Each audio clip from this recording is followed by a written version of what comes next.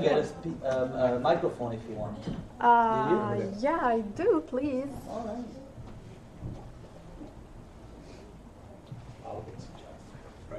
Just press this. No, I might need to turn the speaker on as well, I think.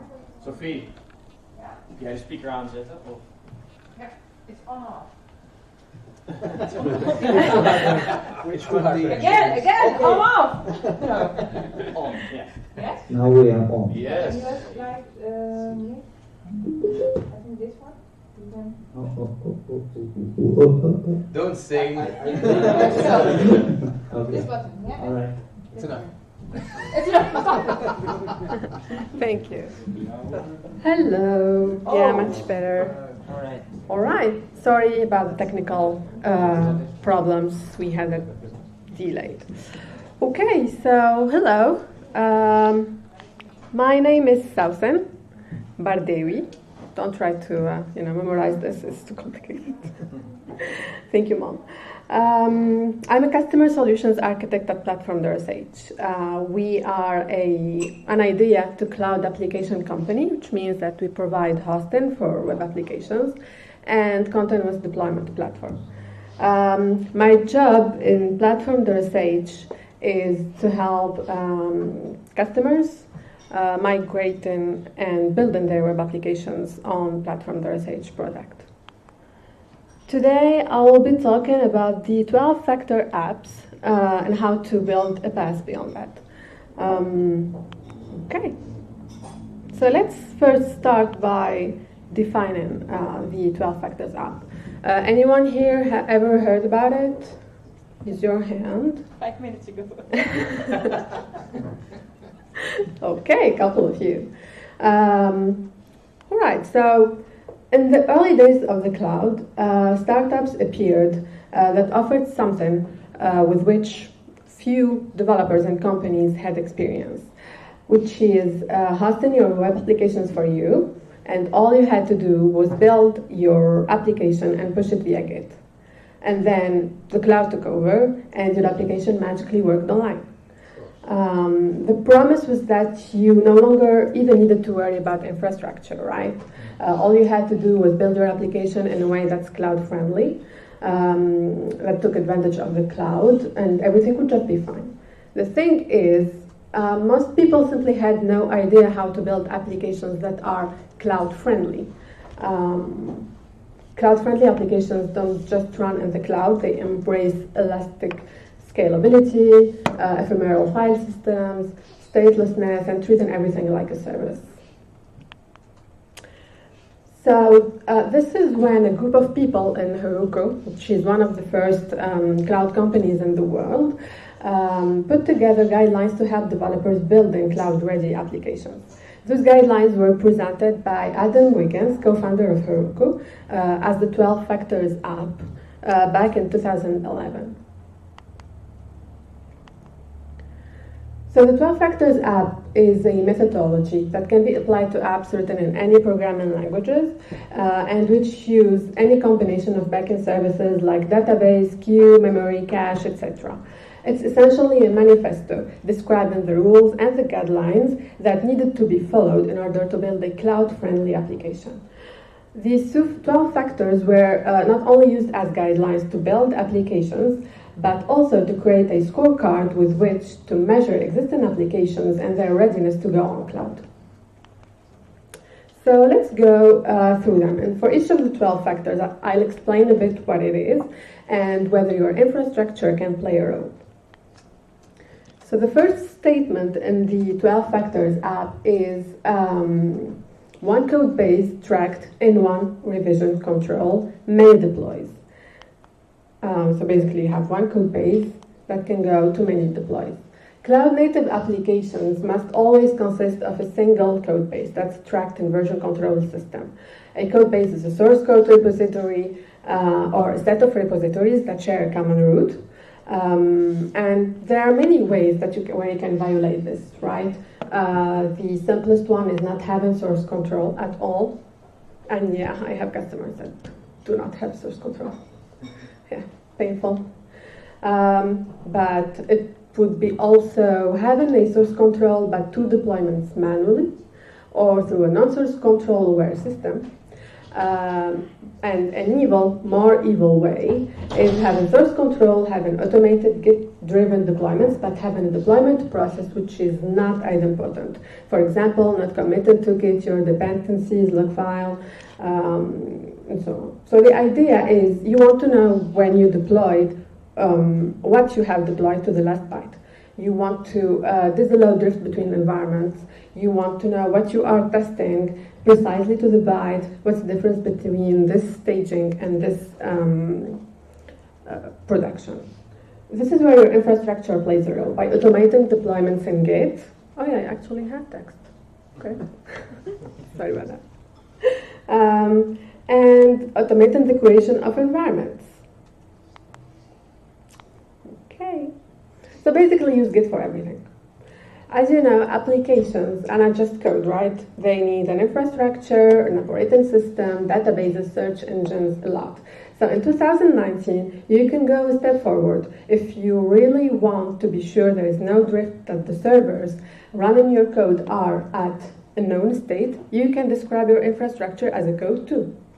Put all the things in Git, not only the application, but also its requirements. That would mean that you cannot only test new code, you can test everything, but also changes to your infrastructure, which is a good thing because this is when most often things fail catastrophically.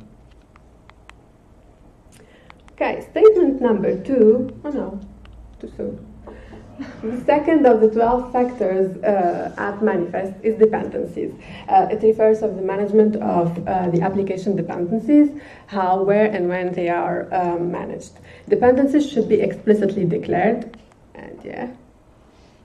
and isolated. Most contemporary programming languages have some facility for managing application dependencies, like Bundler for Ruby, pip and virtual env for Python, NuGet is popular for .NET, and so on. Regardless of the tool, these utilities all provide one set of common functionality. They allow developers to declare the dependencies and let the tool be responsible for ensuring that those dependencies are satisfied. Per the 12 factors app guidelines, a cloud-native application should never rely on existence of system-wide packages like curl, image, magic, things like that. No. You don't assume they're there. You need to set them as dependencies. So regardless of the language, your code cannot rely on the pre-existence of dependencies on a target deployment. Having the dependencies declared in a manifest file and isolated helps in the process of building your web application from the code in Git by installing the needed dependencies in the target environment. So as we said in step 1, surprise, they built on each other. Declaring dependencies so you know how to automatically rebuild and bring the system to a working state is only perfect if you lock it down to specific versions, if you make your builds fully reproducible. And as we said, these days you can and you should describe your infrastructure as a set of dependencies. My app depends on like gem version 18 for PostgreSQL 9.6, which depends on PostGIS and so on, and you just define your dependencies and declare them. So and this is where infrastructure can play a role. Build your code from Git and install dependencies from there on each target deployment. Okay. Statement number 3, store config in the environment. An application configuration is everything that's likely to vary between deploys. It may be resource handles to the database,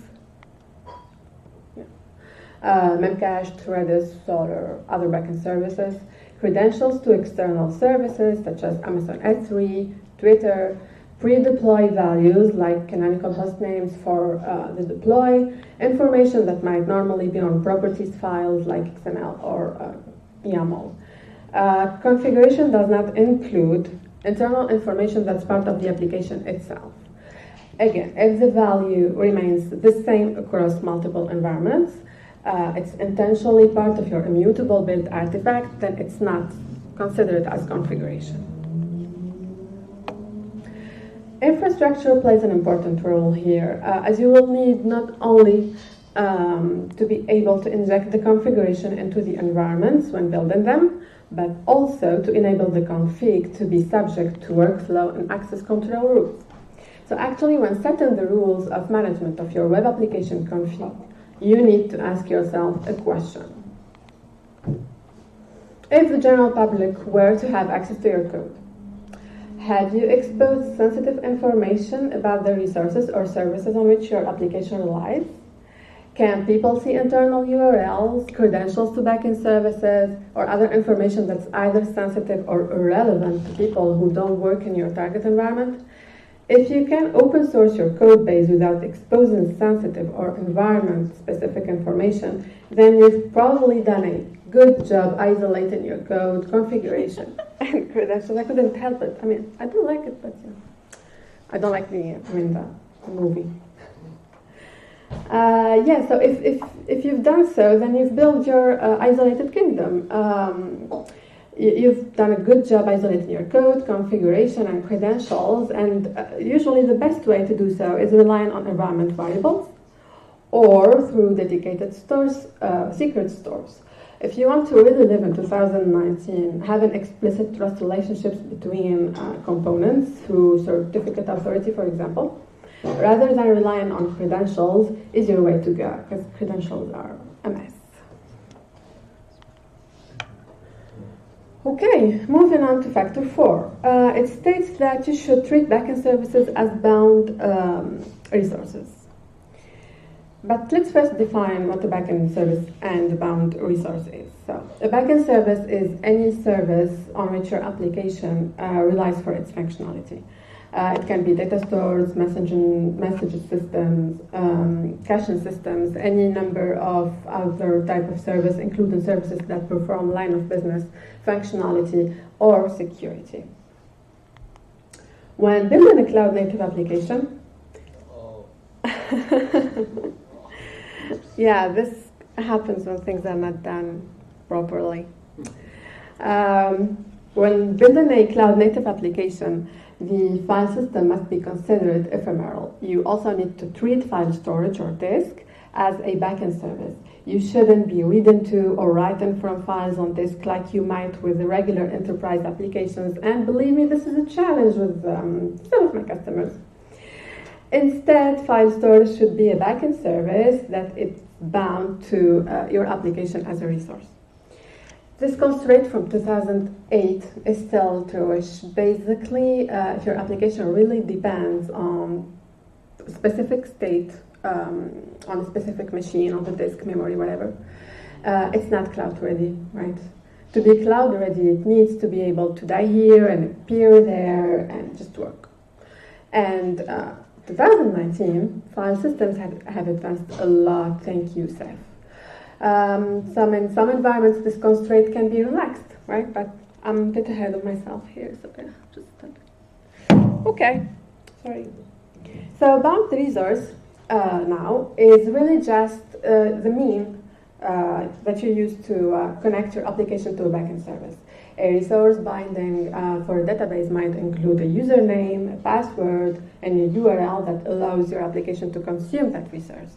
Now remember what we said about putting stuff in source control, managing dependencies and configurations. This is all ties together nicely, right? In 2019, we have the capabilities to treat these backend services as explicitly declared dependencies with automatically managed configuration trust relationships.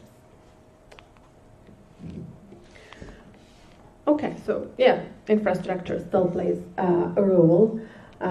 It should provide a way to define backend services in the same code in Git, with the ability to build new architecture for every deploy. And building from scratch on each deploy means there is no drift. Testing is true, nothing rots, immutability guarantees scalability. If you can make 1, you can make 100. And what you do often, you do it well, right? Okay, check. Factor 5, build, release, run of the original 20 factors app calls for the strict separation of the build and run staging on an environment. Sorry. The build and run stages of the development. So note this is not, let me show you my nice diagram. So this is configuration, build, code, configuration, build, and run. This is not a waterfall diagram, right? You can do this as many times and as quickly as your team can. So it's really iterative. The one code base that you've set as part of factor 1 is taken through the build process to produce a compiled artifact. This artifact is then merged with configuration information that's external to the application to produce an immutable release. The mutable release is then delivered to a cloud environment. It might be development, QA, even production, etc., and run. The key takeaway from this is that each of the following deployment stages is isolated and occurs separately. So how can your infrastructure intervene here? It's by building code and infrastructure as support stages, and allow the code to interact with build environments during the pre- and post-deploy steps. Factor 6, processes, discusses the stateless nature of the process supporting cloud-native applications. The thing here is that stateless is an ugly lie. All useful applications have state, right? I mean, the question is, where does the state reside? If your state resides on something that's a non-shared resource, that's only one of it, well, when the one thing dies, your application will die with it. Stateless process means that this app can die here and be born again there, and it can regain its former state and be useful. Or I can take this app and multiply it by 100 and load balance between those, and everything will still work. So here, infrastructure can really help. You can use network storage and attach the runtime to it. This is kind of fancy stuff that we do. And another interesting point is that you can and should manage all your application data as an integral unit. Okay, number 7. Cloud applications export services via port binding. The reason the original 12 factor for port binding used the word export is because it assumes that a cloud native application is self-contained and is never injected into any kind of external application server or container. Actually, in a non-cloud environment, web applications are deployed in some kind of server containers like Tomcat, GBus, WebSphere, and the container is then responsible for assigning ports for the applications when they start up. In a cloud-native application, the web app exports HTTP 2011 HTTPS, hopefully today, as a service by binding to a port and listening to requests coming in on that port. Not only for the web app, but also any kind of server software that can be run on your application can run via a process binding to a port and awaiting incoming requests. Can be Redis, Elasticsearch, Solr, even MySQL. Remember our trust model. If we let the infrastructure manage the trust itself and expose it to applications, well, it means a much smaller security parameter for the developer to take care of. And extra fun is that stuff works automatically out of the box. Auto discovery is so fun. So yeah, you need to define the network and the network topology in the code.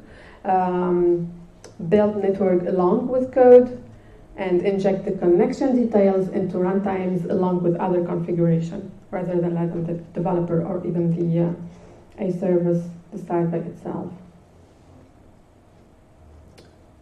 Okay, factor 8, concurrency.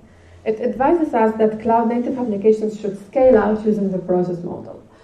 There was a time when, if an application reached the limit of its capacity, the solution was to increase its size.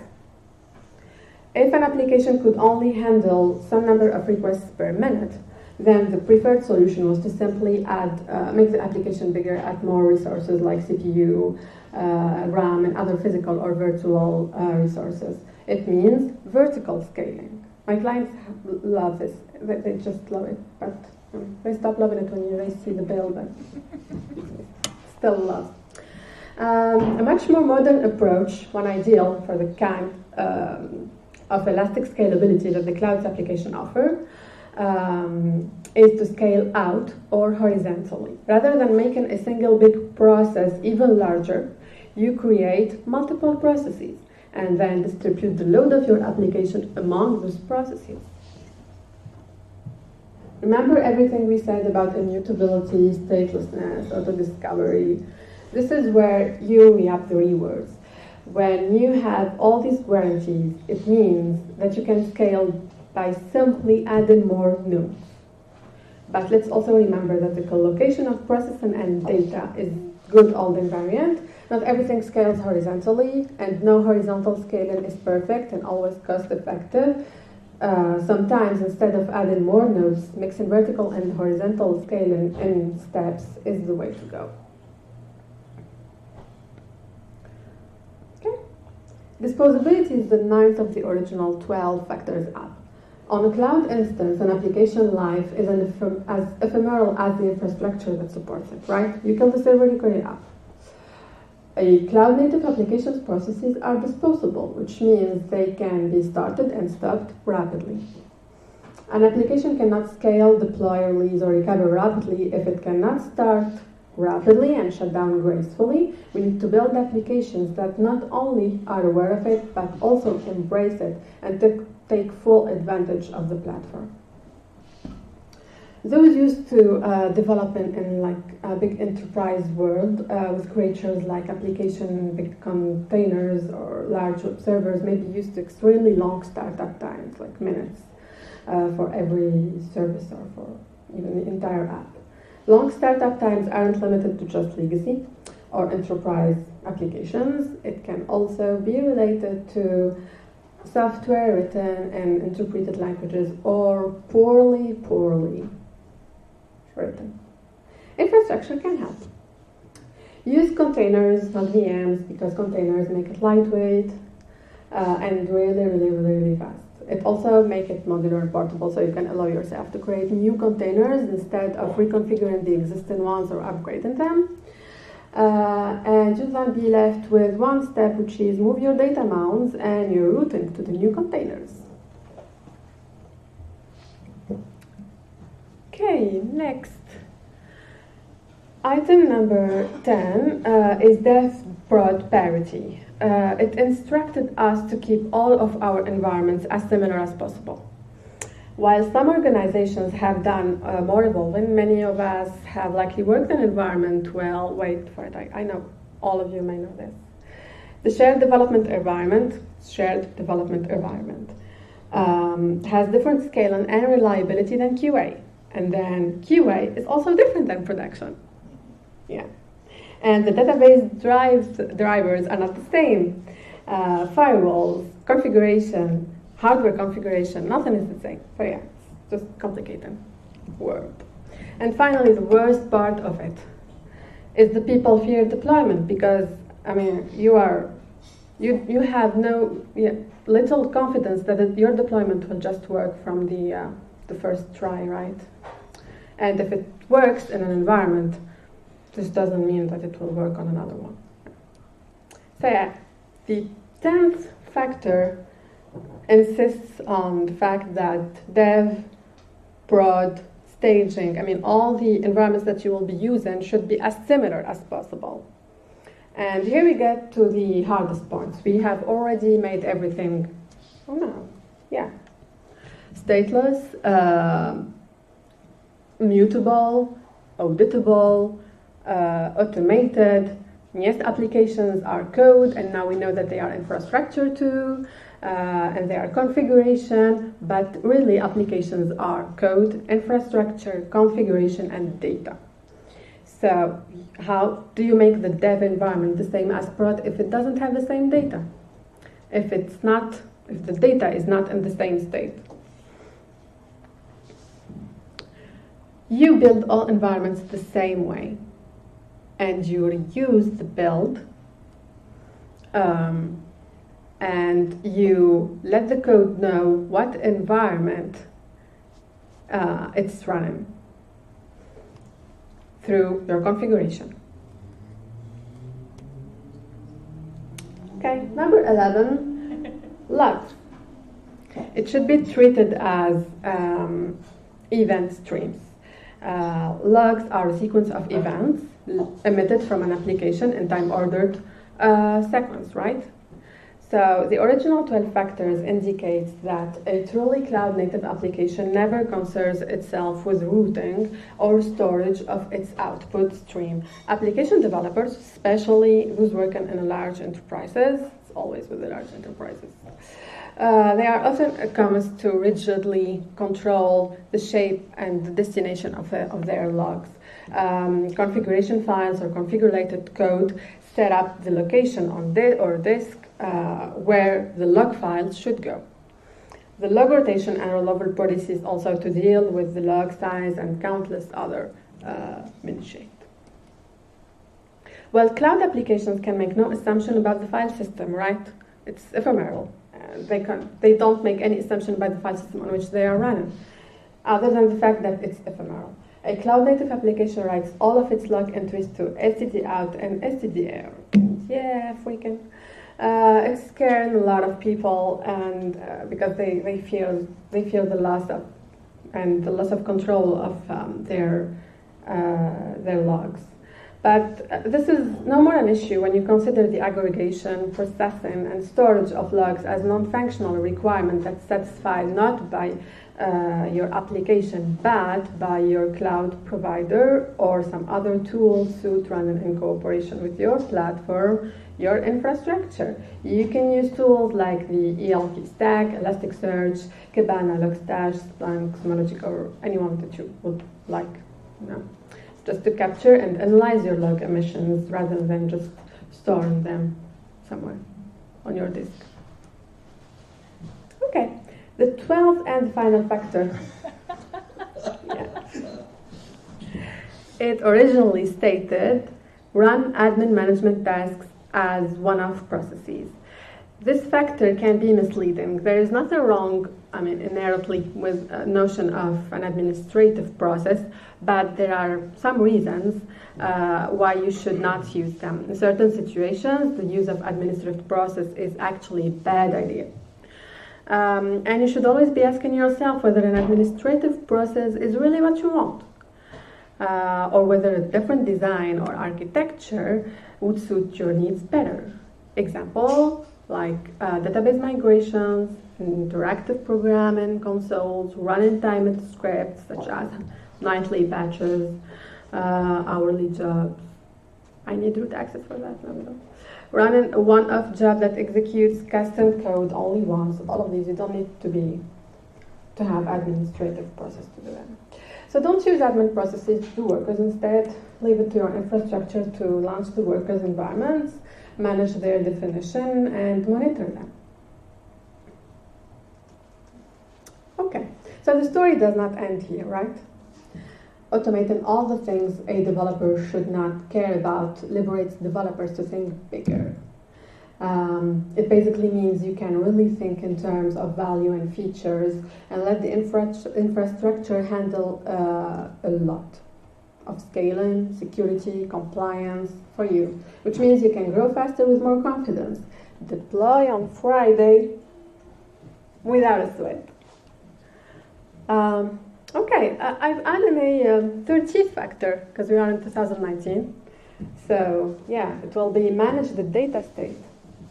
So development and staging environment are in a fully known state and behave precisely like production with no drift.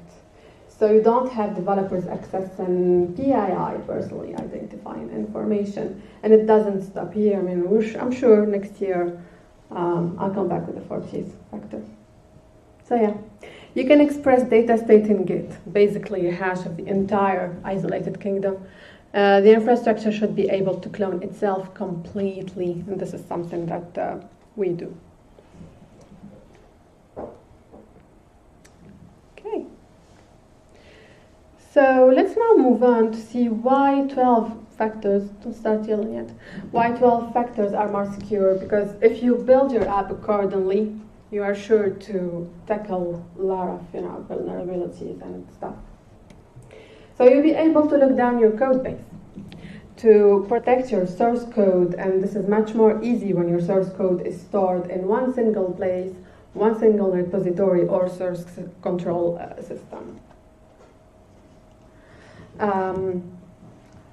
Most modern applications consist of just 10% of really built code, and up to 90% of borrowed code, right? Because open source is used everywhere, it's logical that it can enter the code from everywhere and often. Application security vulnerabilities come along with it. According to the National Vulnerability Database, more than 5,000 new vulnerability, I hate this word, are disclosed in open source software each year.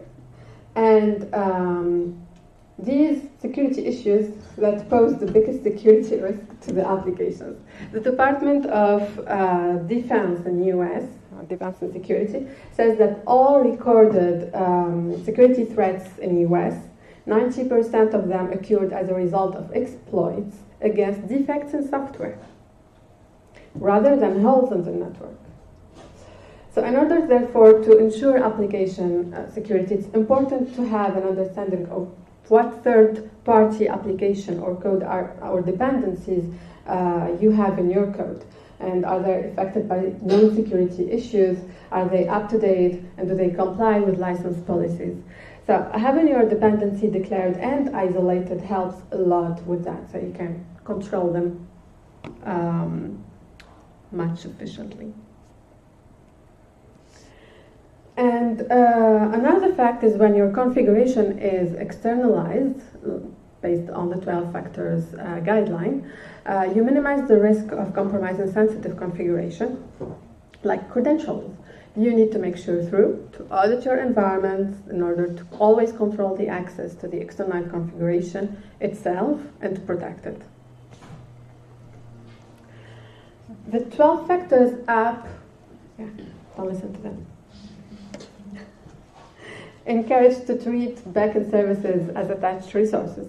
This encouraged to encapsulate development and smaller program, for example, which also means that you will be able to encapsulate security checks within the resource abstraction and limit the need for users of the resource abstraction itself to be security aware. And from the security point of view, keep in mind these activities during the build, release, and run stages. During the build, enforce security policy. The build stage is responsible for automating enforce of the security policy and breaking builds that fail the said policy. During release, the security go, no go. The release stage should provide a consolidated view of the application's risk, thereby allowing for a go, no go decision with respect to release. And for the run step, production protection. The run stage should provide capabilities to reduce business impact of exploited vulnerability, whether known or unknown. So, since you have isolated each step, it will make it much more easier to control security for every one of it. So now that we went through the basics of the 12 factors app manifest and how infrastructure can help with it, let's go deeper into PaaS. In the theoretical definition, a PaaS is a cloud computing model in which a third-party provider delivers hardware and software tools, usually those needed for application development, to users over the internet. A PaaS provider hosts the hardware and software on its own infrastructure. As a result, it frees the users from having to install in-house hardware and software to develop or run a new application. Focus on development. This saves you from the needing to worry about deploying machines, installing OS or runtimes, deploying services, databases, indexers, queues, monitoring, scaling, disaster recovery, DevOps development, QA, or stage or environment. But what does it really add? It can reduce the effort of deploying infrastructure to zero by declaring application needs in code regarding runtimes, routing, services. PaaS eliminates DevOps. So if you are a DevOps, I'm sorry we took over your job. No, you didn't. Not yet. PaaS eliminates DevOps and hosting operations altogether. From a security point of view, this has the advantage of using centrally maintained components, OS images, service packages. OSM packages can be centrally maintained and stripped to a minimum size to reduce attack vector. Allowing PaaS provider to harden networking and infrastructure centrally and allow it to provide protections like WAF centrally as well. Ideally, every commit results in a complete build of both code and infrastructure. In this way, old builds are not reused but disposed of, being replaced by new builds. This takes a high level of orchestration, it does, especially when coordinating along with entire dev, test, stage, prod lifecycle. The PaaS supports this by applying the same build everywhere and coordinate logic to every commit and every stage of the application lifecycle. The security implications include bringing production-level security to the build process and all the environments, no build server attack vector, immutable builds, linking successful builds to Git hashes and storing them immutably reduces attack surface and increases the repeatability of testing. Having the right libraries on the server and building application code from Git from third-party repositories using build managers like npm, pip, composer can lead to problems like inconsistent builds across teams and environments. Difficulty maintaining secure versions of all libraries and dependencies. This is where PaaS can help. Maintaining available server-side libraries, installing them declaratively helps ensure that no components with known seg holes can get installed. Formal build process with hooks allows for integration of code scanning tools, checking with vulnerability databases. It also helps with high auditability, consistency in moving code and infrastructure into production. Means that all the checks and tests can be done pre-prod. And no inconsistencies will be introduced when moving into production because rule number 10 of the 12-factor app is dev prod parity. So if you test it on dev, it will work on production. Yay. Ideally, use the same tool and infrastructure at every step of your process. A PaaS helps you in this regard by providing CI/CD environments, but also your production runtime with all of the added environment that come with that: scalability, redundancy, disaster recovery, monitoring, security, all of that. Keeping secrets out of Git, maintaining the right amount of variability between environments, not using production payment gateway in the test environment for e-commerce, maintaining access privileges across development team for secrets not needed to ship production access token to third-party design team to enable them to do their work, hopefully. PaaS helps all of this by providing a structured configuration management tool that injects environment variables into environments at runtime, allowing code to read named variables that will differ based on the environment it's running on. So you will have environment variables for your payment gateway with different values for each environment, and you kind of protect it. You can have a sandbox credentials on test environment and use production credential on prod without having to change every time your configuration or your code. A PaaS will help you keep these three separate: configuration, credentials, and code. Configuration will be set as environment variables that are managed by the PaaS and injected into the environment. Credentials will be set as relationships that are declared in code but managed by the PaaS, and code is in Git. More Git, all is Git. Yeah. Git. And I'm done. Any questions? Do you need the mic a bit? Okay. We can talk loud, or trying. There was one point when you basically mentioned all environments should look like the same or should act, and not just should but must, basically, number 10, if I remember correctly. The point is, what happens with the data? I mean, we should, most of the cases, not give devs real data but sanitized. How are you making sure with this approach sensitive data will not be given to devs on their environment if everything is the same, Yeah, well, this is something that you can do both on the application or the infrastructure level. It depends on the type of the data that you would like to protect from one environment to another. How do you make sure on the infra level? Because the application part is the how. Really? For me, as a formal dev, application layer is the easy. For you as DevOps, maybe the other one. How does it go with PaaS solutions?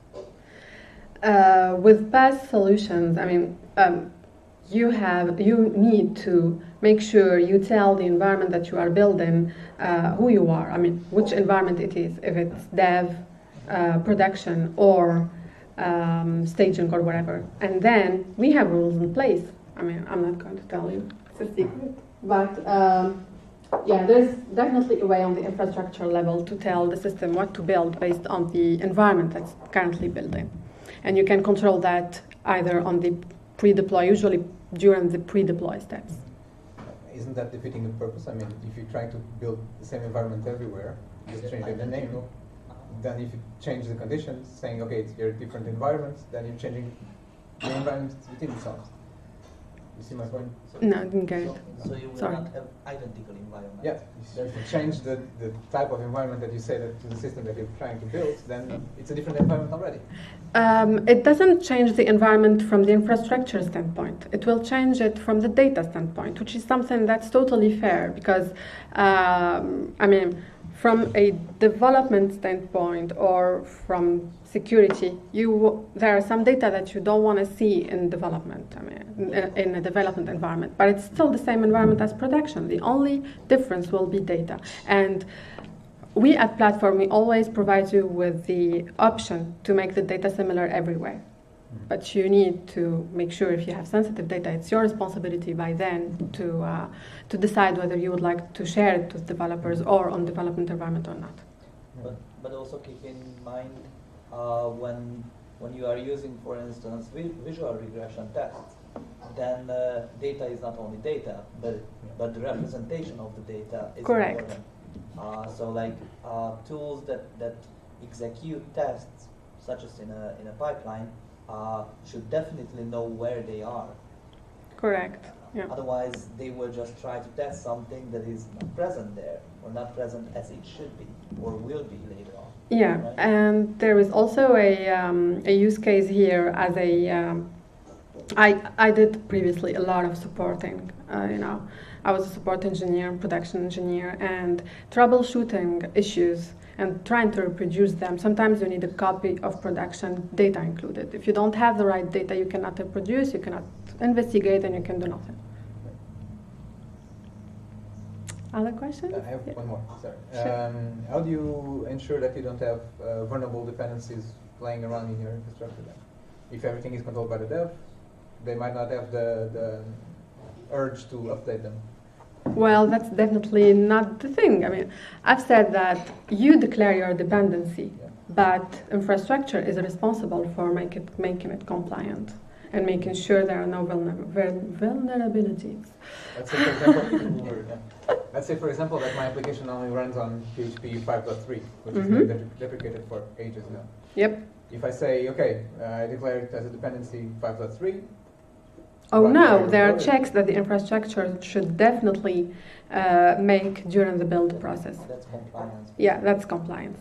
So whatever you can state whatever you want in your dependency file, I mean, it's freedom. But we have the right and the responsibility after that as a PaaS company to make sure that what you have set as dependencies is compliant. So still DevOps is yeah, I don't like DevOps. But it's nice to have developers knowing what's compliant, what's not. It always helps. Okay, so still, I mean, I know that questions may. Thank you. Okay, so yeah, if you still have any questions or think about anything later on, feel free to email me, Sawssen at Platform.sh, and I'll be happy to answer. Thank you.